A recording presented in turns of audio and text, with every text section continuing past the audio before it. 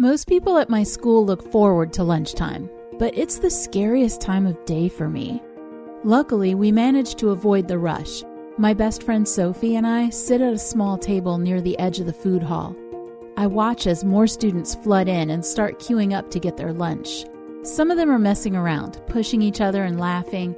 Even Jennifer, the most popular girl in school who actually hates me, is in the queue just giggling and flirting with all the boys. I've started bringing my lunch from home instead. Ella, Sophie breaks my train of thought.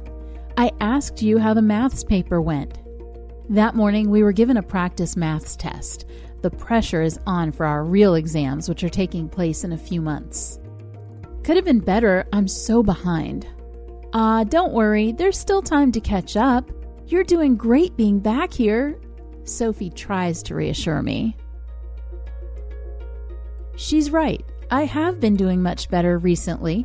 This time last year, I couldn't have made it into school at all. I noticed Jennifer and her friends sit down at a table close to ours. I shift in my seat. Those girls make me feel so uncomfortable. They just think I'm a weirdo. They start talking loudly about the maths paper, and we can't help but overhear. I should have done well. I was going totally crazy in there. Seriously, OCD, checking everything. Jennifer's sharp voice rings in my ears. She's laughing. I feel frozen, stuck to my chair. Sophie's concerned eyes meet mine. It's okay, I lie, speaking quietly so that only Sophie will hear. I just need to get out of here for a minute. I hurry out of the hall. All of a sudden, everything seems so overwhelming. There are too many people talking and eating. I silently pray that the bathroom is empty. Fortunately, there's no one else around. I stare at myself in the mirror. I'm trembling. I have contamination OCD. Feelings from last year come rushing back. I'm terrified of getting ill. I wring my hands. They must be dirty already. Mentally, I start listing everything that I've touched throughout the morning. So many germs. I've probably also touched my hair, clothes, maybe even my face. By now, I'm dirty all over. Contaminated. I pull a paper towel from the dispenser and discard it.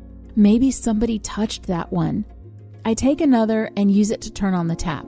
I start washing my hands, scrubbing quite hard. I feel sick, which only scares me more, even though logically I know that nausea is a daily side effect of my medication. I try to breathe. What am I doing? It's so frustrating. This all started when I was around 11 or 12. Nothing traumatic happened. The doctors eventually said that my OCD was triggered by puberty, a chemical imbalance in my brain. At first, it wasn't a big deal. People just thought I was odd. I liked things to be a certain way. I started showering before and after school, but I was still functioning fairly normally. Around my 14th birthday, it started getting worse. I would spend hours washing myself. My mom caught me about to take bleach into the shower. That's when we went to the doctor. But I am better now. I'm coping. I don't know why Jennifer's words are throwing me off like this. People say that kind of thing all the time. It's just a silly phrase. I spend a few more moments composing myself and finally turn off the tap. No paper towel.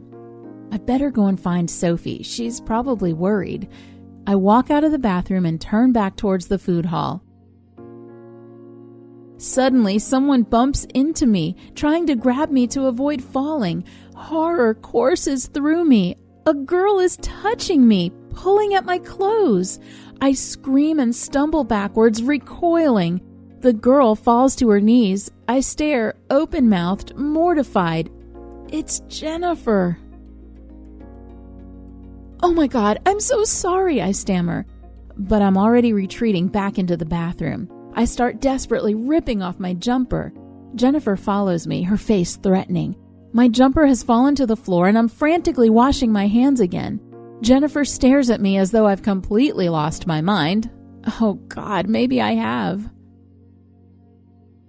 What the hell is wrong with you? I'm not diseased or anything, you freak. Her voice is hard and cruel. Tears are sliding down my face. I want to explain that I can't help it. It's like a reflex for me to avoid human contact, but I can't. I'm sorry, I sob again.